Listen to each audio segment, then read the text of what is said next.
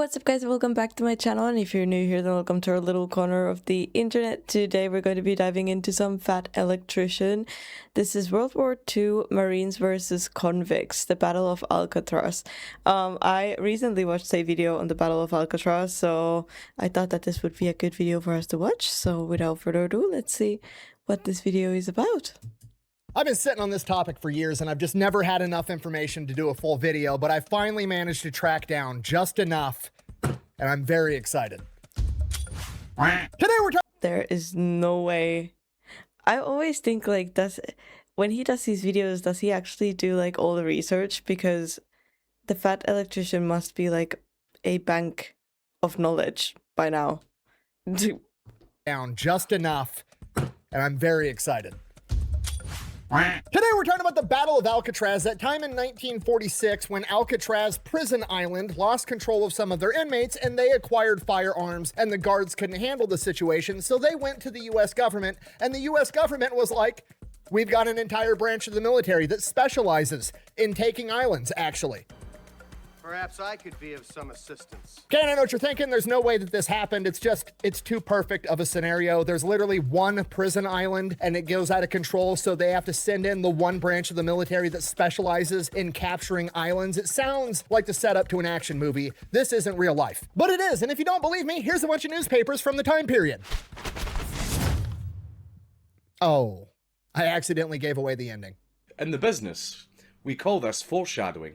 Let's be real, if you watched any of my videos, you already knew that was the only possible outcome. Uncle Sam's only sitting in the Marine Corps when he wants something dead, broken, or pregnant, and that's just how this plays out. But historically speaking, there's more important things at play here, because if it wasn't for the Battle of Alcatraz, the Marine Corps as we know it today might not even exist, and we're gonna get to it right after word from our sponsor. This video is brought to you by Supremacy World War III. It is a free-to-play online PvP military-based strategy game. The entire thing's based on a World War III type scenario where you get to pick your country and go to war with the rest of the world. You can forge alliances, or you can just go solo and try to take over the whole thing yourself. They've just introduced a new shadow market, which is basically the black market where you can do a bunch of sketchy, illegal stuff under the table that's gonna upset people if they find out. And I'm not exaggerating when I say it's gonna upset people. That's literally a function of the game. If you get caught, it can actually cause insurgencies, civil unrest, or damage the morale of your country. Unpopular opinion, they should probably update it so it increases the morale of the American military if they get caught, because their unofficial motto is, if you're not cheating, you're not trying. I mean, it's never a war crime the first time. So if you want to give it a try, you can play with up to 99 other people, and it's available on both PC and mobile, and it's free. So if you want to check it out, I'm gonna have a link and a discount code down below. Let's get back to the video.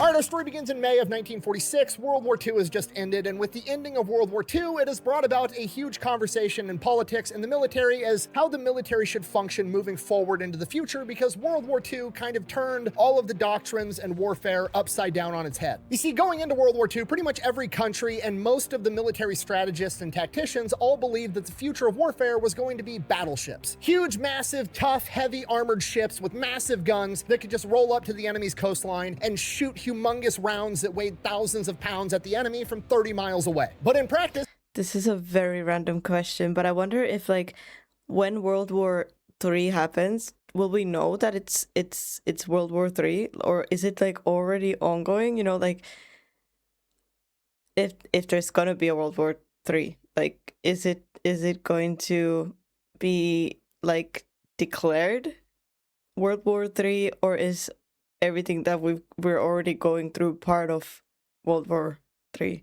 Does that make sense? Like, I don't think that when World War I happened or II happened, they were like, okay, this is World War I. It was afterwards that they were like, this was no, or I don't know. That's not really how it worked out, because what World War II proved was that aviation was the future, because aircraft carriers dominated the seas and massive bombing raids dominated the battlefield. Simply put, whoever has air superiority is probably going to win. Because of that, in the wake of World War II, the United States government and the military is basically saying, okay, well, if aviation is the most important thing, we should probably have a branch of the military exclusively dedicated to aviation. The Army Air Corps should split off from the Army, become its own thing, the Air Force, and it is in charge of all aviation compensation for every branch. As we know, it doesn't really play out that way because the Army still has planes and helicopters, and the Navy still has fighter pilots and planes and helicopters, and there's the Air Force on top of that. But this is the conversation going on at the time. And because of that, the conversation turns into, okay, every branch has their one thing they do. The Navy has boats, the Air Force has planes, and the Army is in control of ground warfare. The problem is, where does that leave the Marine Corps?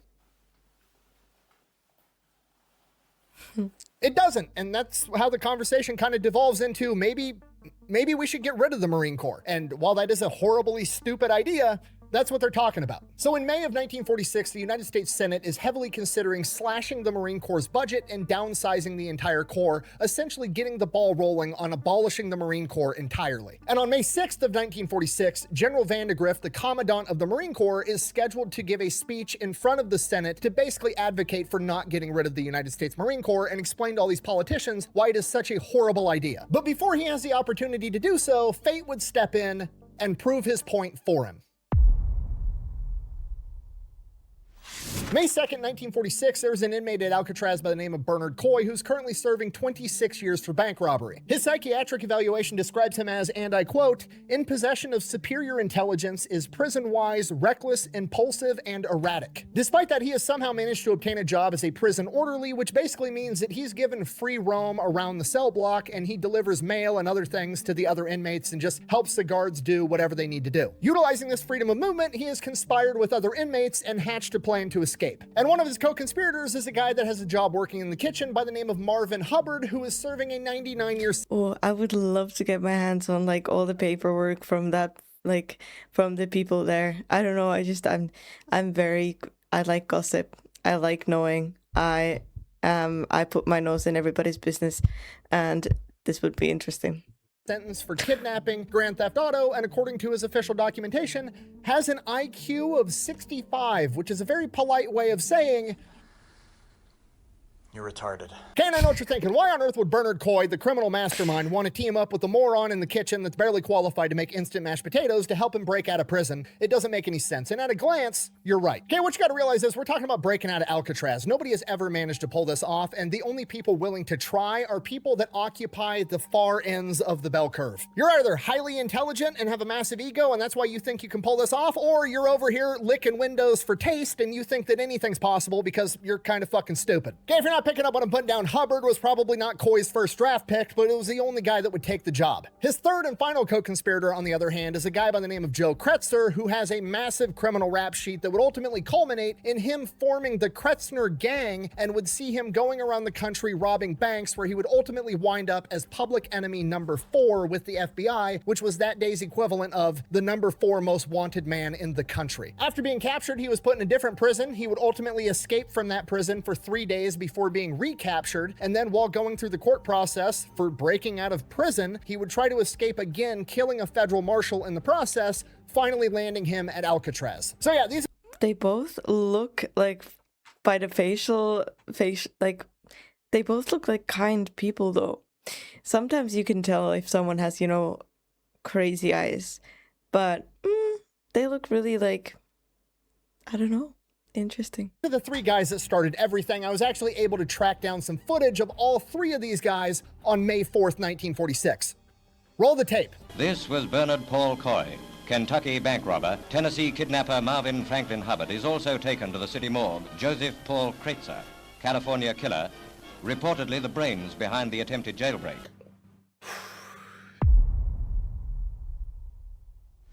All right, May 2nd, 1946, Coy is currently roaming around the cell block working as an orderly, and Hubbard is working inside the kitchen, and Coy is waiting for Hubbard to come out of the kitchen when he's done doing whatever he's doing in there, because Coy and Hubbard both know that whenever they leave the kitchen, he has to get searched to make sure he's not trying to steal anything or like bring a knife or something out of the kitchen. While Hubbard is getting searched by the guard, Coy attacks the guard from behind. They both jump the guard and beat him unconscious, taking his keys. Now from here, they get the keys, they go let Joe Kretzner out, and then Hubbard and Kretzner lift Coy up to the gun gallery, which is covered by bars because they need to keep it safe, because that's where all the guns are. But Coy's been planning this for months, and he has been starving himself the entire time. He also has acquired grease and made a homemade bar spreader out of a nut, a bolt, and a couple other pieces of metal. He manages to grease himself up and spread these bars apart just enough to... What? Wait, we watched the video on like the escape attempts from Alcatraz, and I don't think this was in it. Slip his body through into an area that no convict should be able to get into. So because he now has the element of surprise, he's very easily able to ambush a guard, knocking him out. He then takes his 30-06 rifle, his Colt 1911, and his club. He drops the 1911 and the club down to his accomplices and continues through the gun gallery with his rifle. Utilizing the gun gallery, he makes his way over to D Block, which is not the normal part of Alcatraz. D Block is cordoned off with extra security. This is like the maximum security portion where the worst of the worst guys go, and they're all on solitary confinement. He gets the guards in D Block at gunpoint, forces them to open the door between D Block and the rest of the prison and let his accomplices in. They then take all 6 guards and move them into an empty cell in C Block and lock them up. C Block is empty right now because all the inmates that are supposed to be in those cells are outside in the rec yard. They then attempt to release everybody in D Block to help them with this getaway. Remember, these are the guys that are in prison and are getting punished on top of being in prison and placed in solitary confinement. Presumably, they're the worst of the worst, and the vast majority of them are like, no thank you, I'm good, and they stay in their cell. Like I said, bell curve. You have to have a delusional amount of self-confidence or be a fucking idiot to think you can pull this off. But apparently at least 3 of the But also, like, they're already on the island, which already makes them bad criminals, and on top of that, to be in solitary confinement. Interesting. convicts in D Block. If they're already gonna be there their whole life, I mean, I would take I would honestly take the chance to go reckless. Confidence or be a fucking idiot to think you can pull this off. But apparently at least 3 of the convicts in D Block fall into those categories because 3 people do join them. We've got Mirren Thompson, who has 8 previous successful jail and prison escapes on his rap sheet. Then we've got Clarence Carnes, who has 1 successful escape attempt on his rap sheet. And finally, we have Sam Shockley, who, as far as I can tell, is just a fucking psychopath. Okay, everything is going perfect. It's going according to plan. We've got 6 convicts. We've got 6 guards. We're going to take their uniforms. The convicts are going to put the uniforms on. Then we're going to take the keys, which we already have, use that to open up the door to the rec yard. We're going to take the guards out at gunpoint and force the rest of the guards to let us out. And then we're going to make our way down to the dock where there is a resupply ship for Alcatraz that is there every day at 2 p.m. We're going to commandeer that ship with our hostages, and then we're going to sail it across that 2-mile gap over to San Francisco, and then we're home free. And that's the plan. So they get the guards' uniforms on, then they go over to the door, they figure out which key works, they go through all the keys, none of the keys open this fucking door. As fate would have it, the guard that they knocked out first, the one with the keys, the one that was completely ambushed and had no idea that this was coming, for some reason, he didn't like having that particular key with the rest of his keys, and he kept it in the breast pocket of his uniform. And there was a period of time where he was in the cell in his uniform before they came back and took their uniforms. So he had taken the key and hid it inside the toilet. So the convicts go back to the guards in the cell. We don't know what happens. They might have beat him up to get it, or the guards might have just handed it over because they knew the convicts were already fucked. Regardless, the convicts get the key that they need. They go back to the door. The key won't work. God damn it! It's a security door. If you use the wrong key a single time, it jams the door, and then you have to have special equipment and maintenance and everything to come fix the door. The door's not coming open. They're fucked. Okay, plan B. Coy goes over to one of the windows from the gun gallery and takes aim at the guards inside the watchtower overlooking the yard and starts shooting at them. Now, he misses, but it doesn't really matter because presumably he wasn't even trying to hit the guard. He just wants all the rest of the guards that aren't under his control to know that they're trying to escape. Because now they got to come in here to stop him, and the only way to do that is to open the main door. So if they come in, guns blazing, open the main door, and he can kill him first, he still gets to escape. Let's see if it pays off for him. From here, the convicts go. They get posted up by the main door, getting ready for this firefight. Sure enough, the guards come in, guns blazing. They walk right into this ambush. 1 guard is killed, 5 more are wounded, and they are forced to retreat, but they manage to shut the doors behind them, so now the convicts are still trapped. At this point, they realize they're totally screwed. Up until this point, they were just trying to escape. Yeah, they knocked out a guard, but everybody's still alive. Everybody's still breathing. Now, they've killed at least 1 guard. But if you shoot at the walls for long enough, won't they make a hole? I don't know how guns work, okay? Out a guard, but everybody's still alive. Everybody's still breathing. Now, they've killed at least 1 guard and wounded 5 more. Now, if they don't somehow escape, they're either... Has someone made a movie out of this? Because I would definitely watch it. Now, they've killed at least 1 guard and wounded 5 more. Now, if they don't somehow escape, they're either going to get the death penalty or they're going to spend the rest of their life here on Alcatraz, and the guards are going to make sure their lives are a living hell because they just killed at least 1 of their buddies. So now they're all starting to panic. Joe Kretzner, the hardcore gangster, America's public enemy number 4, grabs the pistol, goes over to the cell block with the guards, and starts shooting all of the guards because he doesn't want any witnesses to be able to testify against him in court. One of them is killed, the other 5 are hit, and then proceed to play dead. Seeing this, the other 3 convicts that were not part of the original plan, the 3 that join, Carnes, Thompson, and Shockley, are like, fuck this, I'm out. They go back to their cells, lock them in, and their plan is to be like, nope, I stayed in my cell the entire time. I was never involved. Please don't punish me too. And while that's going on, the warden of Alcatraz, after hearing that his initial attack against the convicts had failed, has sent out a call to the US government. So the United States government gets a call from the warden, and remember, the US government is on some bullshit right now. They think the Air Force should only have planes, the Navy should only have boats, and all the ground warfare should go to the Army, so they kick this over to the Army instead of the Marine Corps, even though it's an island and they're launching an invasion on an island. But whatever, they kick it over to the Army. Are you sure this water's sanitary? It looks questionable to me.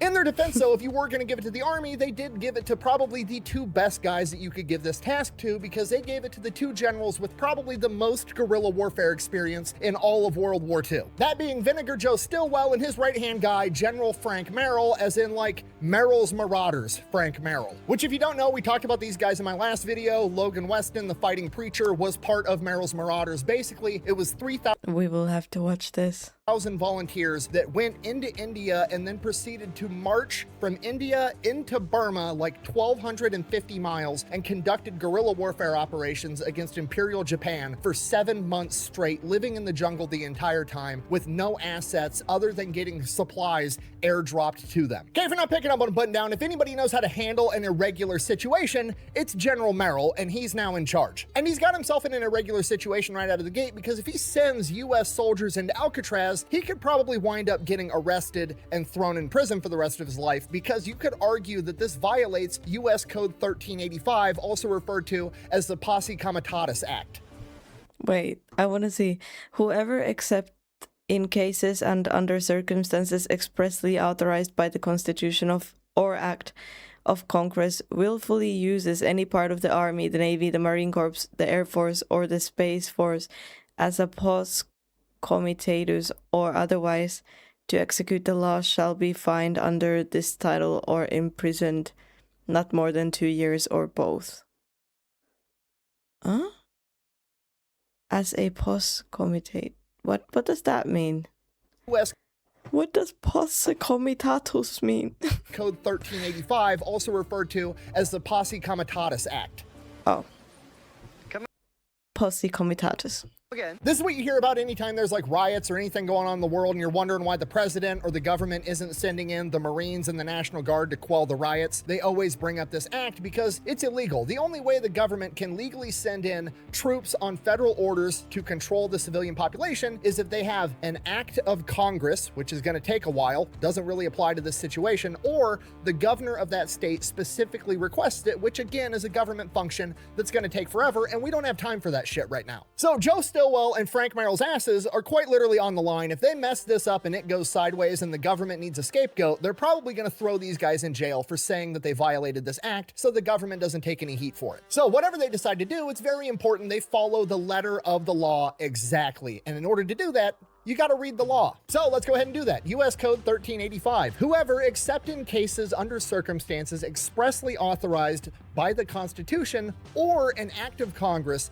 willfully uses any part of the Army, the Navy, the Marine Corps, the Air Force, or the Space Force as a posse comitatus or otherwise to execute the laws shall be fined under this title or imprisoned not more than 2 years or both. So that's pretty much it. Case closed. In 2026, you can't use any branch of the United States military to conduct police actions unless you have like an act of Congress, which is going to take forever. But this isn't 2026, this is 1946, and that law has been rewritten a couple of times since then, probably in part because of what happens next. Because in 1946, when Frank Merrill pulls up the letter of the law, here's what that act actually says. Quote, from and after the passage of this act, it shall not be lawful to employ any part of the Army of the United States as a posse comitatus or otherwise for the purpose of executing the laws, except in such cases and under such circumstances as such employment of said force may be expressly authorized by the Constitution or by an act of Congress. Okay, translation, he can't send in the U.S. Army. It don't say shit about the Marine Corps, okay? We're gonna follow the law to the letter. Ladies and gentlemen, we have a loophole. General Frank Merrill, the guerrilla warfare expert, is literally going to use the Air Bud legal defense to send in the United States Marine Corps to take out a bunch of convicts, and the fact that the Marines are nicknamed devil dogs makes that even funnier. Ain't no rules said the dog can't play basketball. This is a joke. Now, is that in accordance with the spirit of the law? Absolutely not. But is it to the letter of the law? Yes. Yes, it is. If you're the first one to do it, it can't be illegal yet. It's never a war crime the first time. Them's the rules. So General Merrill presumably calls up the Marine Corps and is like, hey, I need a bunch of Marines to break into a prison on Alcatraz and take out some armed convicts. And the Marine Corps is like, I've got the perfect guys. May 3rd, 1946 This is cool. at 6 p.m. I mean, it's not cool. This is horrible. And that people got wounded and died is horrible. But, like, this is, like, the type of thing that you wouldn't imagine that happens in real life. An assault boat full of 2 platoons of Marines, approximately 86 guys, rolls up to Alcatraz. These Marines have just got back home to America from Guam, where for the past 6 months, they have been on the island of Guam going into fortified enemy bunkers of Japanese soldiers that refuse to surrender and clearing them out. Imperial Japanese soldiers inside of a bunker, convicts inside of a prison, potato, potato. It's basically the same thing. And the Marines are showing up ready to party. In addition to their normal kit, you know, rifles and pistols, they've also brought flamethrowers, mortars, bazookas, machine guns, a shit ton of grenades, rifle grenades, and shape charges, aka bunker busting bombs. And if that wasn't enough, they're being led by a Marine by the name of Charles Buckner, who just got a Silver Star in Guam for repelling an enemy ambush. The next day, an enemy field piece was opening fire on his men, so he took a machine gun out and got rid of it by himself. And then the day after that, he got shot by enemy sniper fire and refused to be evacuated until he was ordered to do so by his superiors. Doesn't sound like the guy you want to be fucking with. So the Marines make their amphibious landing on Alcatraz. Here's Johnny. Charles Buckner immediately goes. What do you even do if someone comes in with a bazooka and flamethrowers? Like, there's no way. What? Make their amphibious landing on Alcatraz. Here's Johnny. Charles Buckner immediately goes, finds the warden, and is like, all right, what's the plan? Where are the bad guys? What are we doing? The warden briefs Buckner on the situation. Buckner's like, okay, I need to know where they're at, and I need blueprints of the prison. In the meantime, what do you need my guys doing? What else do you need help with? And the warden is like, well, we've got 140 convicts that are stuck outside in the yard because they were out there when the prison got taken over, and we're just kind of watching over them. They've been out there all day yesterday and all this morning. We could use some guys out there helping watch these guys. Buckner is like, all right, go ahead, take care of it, boys. The Marines run out to the yard, you know, they get up on the perches around this wreck yard, and the Marines are standing there with their guns just looking down at all these convicts. And the convicts, you know, they're thugs, they're hardened criminals. They think they're tough because they robbed a bank with a Tommy gun, and they're looking up at these Marines who are all presumably 18, 19, 20, 21-year-old kids, and they start talking shit. Now, this is based off the recollection of the guards and the Marines that were later interviewed, but supposedly one of the convicts yelled up, oh, look, we've got some soldier boys here. I'm so scared. Fuck you guys. Hi. So today's lesson, we're going to talk about a different phenomena on this graph here that I think that you need to be aware of. At which point, all of the Marines, in unison, without a word being spoken, flicked the safeties off of their rifles and pointed them down at the convicts, and the corporal in charge replied, give me an excuse to blow one of your guys' fucking heads off. The convicts got real quiet and cooperative after that. Oh, fuck. Oh, that's way worse. And while all this is going on, Buckner's getting brought up to speed, and the situation is more complicated than he originally thought. This is not simply a smash. I feel like I'm not talking much, but this is probably one of my favorite videos I've watched from him, honestly. This is so interesting. Through the bunker, kill the bad guys type scenario that he's used to. This is a hostage rescue situation because there's guards in there that presumably might still be alive. So we can't just start blowing stuff up. So we got to come up with a plan to get in there, rescue the guards. So that night they kill the power to the prison, so it is pitch black in there. Then with flashlights, guards and Marines storm the East Gun Gallery and they take it. Now the East Gun Gallery only covers the main cell blocks A, B, and C. It does not cover D block. They don't see any armed convicts or a riot going on, so they come to the conclusion that all the perpetrators must be held up in D block. And now with the East Gun Gallery under their control, they have the high ground, they have machine guns, they're going to be able to provide covering fire and superior firing positions if a firefight does break out, so they feel pretty confident sending some guards in there on a rescue mission to search the main cell block looking for the hostages. The guards go in under the cover of the Marines, they manage to find the 5 wounded guards, and they get them evacuated. So that's great, and by the next morning, things have just gotten way simpler for Buckner and the Marines because now there's no hostages in the situation and they have a rough idea of where the perpetrators are holed up, inside of D block. Now at this point, some of the higher ranking guards are pretty pissed off that the Marines are there at all. It kind of makes them look bad, like, oh, you can't handle the situation, you can't do your job. So they're all in their feelings about. I wonder what type of conversations they were having in the D block while this was all happening, because that, I mean, this days has gone by. They've just been there. Like, I wonder what they're like doing, what they're talking about. What way are they still planning, or what is going on? Them look bad, like, oh, you can't handle the situation, you can't do your job. So they're all in their feelings about it, and they're requesting the warden lets the guards go in there with guns and take out the convicts. The warden, on the other hand, doesn't really care about the guards' feelings. He doesn't want anybody else to get hurt, so he goes to Buckner and is like, okay, maybe if we let them know that the Marines are here or that we have superior firepower, that's going to scare them and we can convince them to surrender. So from here, the Marines go, they capture the West Gun Gallery, they kind of open fire in the cell block, just letting them know, like, hey, we have machine guns, we have Marines, we have superior firepower, you're not getting out of this. And then they come around with a megaphone and are like, you know, hey, you should surrender now, give up your guns, this shit is over. And Coy responds back, come get us, motherfucker. What a stupid son of a bitch. At this point, the warden just kind of looks over at Buckner and is like, do your thing. Huh? Buckner pulls everybody out of the West Gun Gallery. The East Gun Gallery is going to be protected by that wall because it's not in part of D block, and D block is completely cordoned off because it's the isolation unit. From here, remember, Buckner's been studying the blueprints this entire time. He knows where everything is inside of this prison. He has his Marines go up on the roof of D block and drop tear gas grenades down into the ventilation system to pump tear gas into all of D block. Then he has the Marines start setting up bazookas, and they're going to fire bazookas through the windows into D block. At which point, the warden, being an epic party pooper, steps in and is like, that's too much, no bazookas. And Buckner's like, fine, we won't use bazookas. The warden fucks off. Buckner then immediately turns around to his guys, is like, set up the mortars. But sir, didn't the warden just say no explosions? No, the warden said no bazookas. He didn't say shit about mortars. This entire mission is malicious compliance. Now hurry up and get the mortars set up before he comes back. So D block already presumably full of tear gas and everybody's having a bad time. And then the Marines start shelling D block through the windows. They're shooting rifle grenades. They're shooting machine guns into the windows, doing anything and everything they can to be as annoying as possible. Most of it is completely ineffective fire. It's going right through the window and hitting a massive concrete wall. It's not doing anything other than just the constant concussion of explosions and noise while the guys are in there breathing tear gas. It just sucks. So why on earth are they doing it if they know it's not going to solve the problem? Well, it's going to persuade the convicts to evacuate D block. And once they evacuate D block, there's really only one place they can go because they know that they have control of the East Gun Gallery at this point. And there's only one place to hide that isn't D block and isn't in the main cell block. And it's in one of the utility corridors in C block. So Buckner is betting on the fact that these guys are going to evacuate D block and they're going to have to run straight to this utility corridor, dodging bullets the entire time. And then once they get into that utility corridor, they're safe. They're effectively inside of a concrete bunker. The only Can you survive like in a room with tear gas? Or like, do you have to evacuate, or like what happens if you just stay there? It probably feels very, very, very uncomfortable, but like, are you still gonna be alive? What do you think, Fendi? What do you think?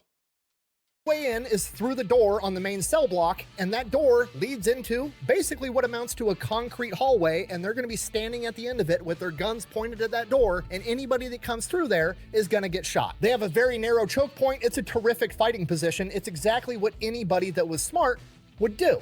The convicts are going to turn this into their own little miniature Battle of Thermopylae. From there, we will funnel them into the mountain pass we call the Hot Gates. The plan works like a charm. Eventually, the convicts decide they got to get the fuck out of D block. They immediately run to the nearest cell block C, and go straight into the utility corridor, the only place that's safe. Presumably, the guys in the East Gun Gallery see them run into that utility corridor and notify Buckner. So the plan worked, which raises a question. Why on earth is this the plan? Why would you intentionally force your enemy into the most fortified, defendable position possible before you go and try to take them out? Because now, presumably, the only way to go in there and kill these guys is to walk right into the narrow choke point that they're pointing guns at, and some of your guys are going to wind up getting killed. Which is why Buckner has an alternative plan. You gotta remember, this guy just got back from Guam and his entire job was killing Japanese soldiers inside of bunkers, okay? If you're not picking up what I'm putting down, this guy has had time to develop and refine some very creative ways to kill the enemy. Once Buckner gets word that his plan worked and they're in the utility corridor, he orders his guys to quit the mortar fire, but keep some suppressing fire from the machine guns going into D block, just so they don't double back. He then grabs a bunch of Marines, tells them to grab all the grenades and rifle grenades that we have,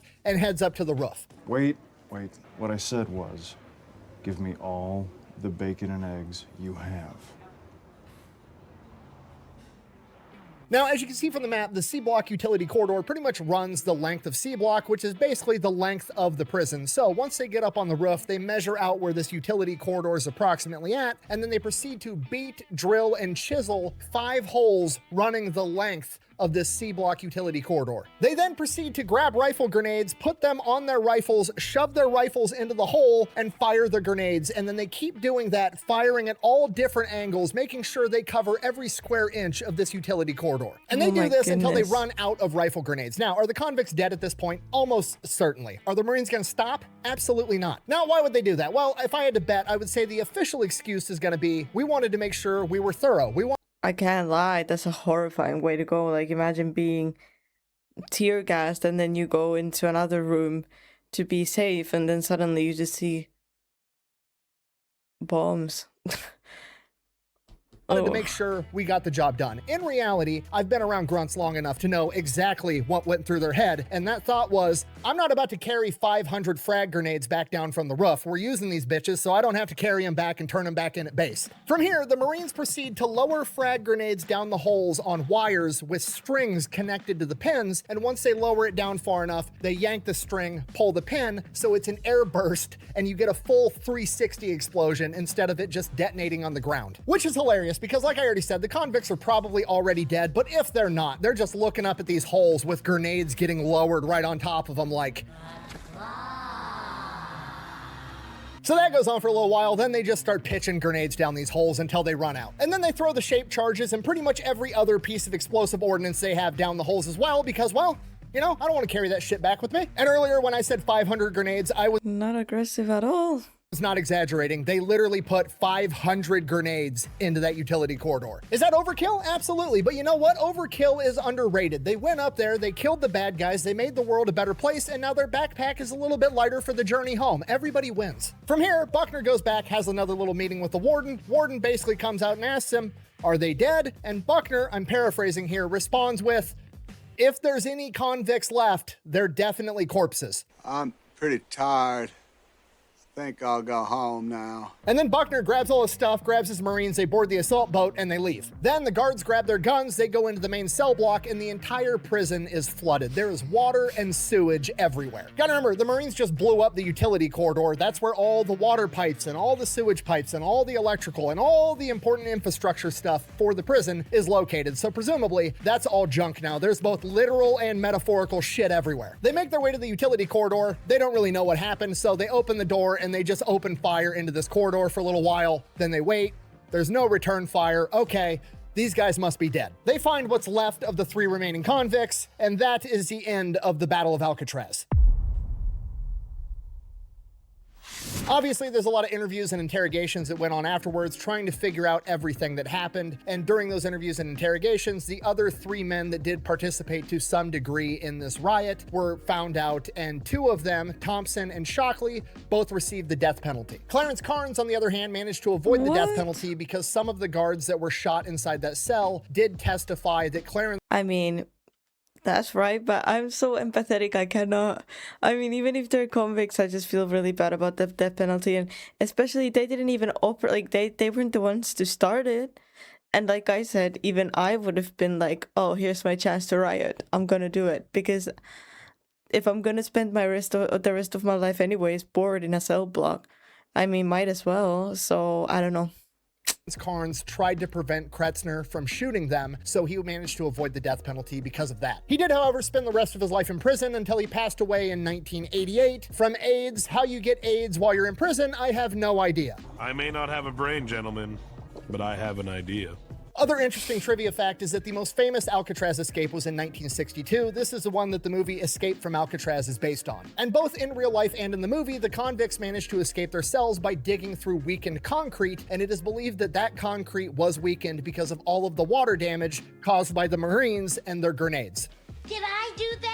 Now, where does this leave the Marine Corps as far as are they going to get disbanded or defunded? Well, the Battle of Alcatraz lasted from May 2nd to May 4th of 1946. And like I already said at the beginning of the video, General Vandegrift, the Commandant of the Marine Corps at the time, is already set to testify in front of the Senate in 2 days on May 6th. And on May 6th, when he steps into that Senate hearing, Marines take over Alcatraz from armed convicts is on the front page of every newspaper in America. He has all the positive PR he could ever ask for. And with that, the United States Marine Corps solidifies and reaffirms its place and its belonging in the United States military, and that is a story of the Battle of Alcatraz when they called in the Marines to take care of a prison riot. Thank you for watching. Best way to support the channel is go buy some merch, maybe drink some Echelon. Links to both of those over at thefatelectrician.com. Quack bang, out. Unpopular opinion, this story deserves a movie way more than the 1962 Escape does. Come on. That's not an unpopular opinion. I agree with that. Is that it? Is that it? Is that it? Apparently, yes. But that story definitely deserves a movie. I would definitely watch it. So if someone ever makes a movie about it, please let me know. Or a book, or whatever. But that's an incredible story. I can't believe that this was in the prison escape in attempts that we watched earlier, because I definitely don't remember hearing about this one, and it feels pretty significant to me. But that was honestly one of my favorite videos I've watched from the Fat Electrician. They're all good, but this is definitely up there. So I hope you guys enjoyed watching it with me. Thank you so much for joining me. Please do like, subscribe if you haven't yet, and I'll see you guys in the next video.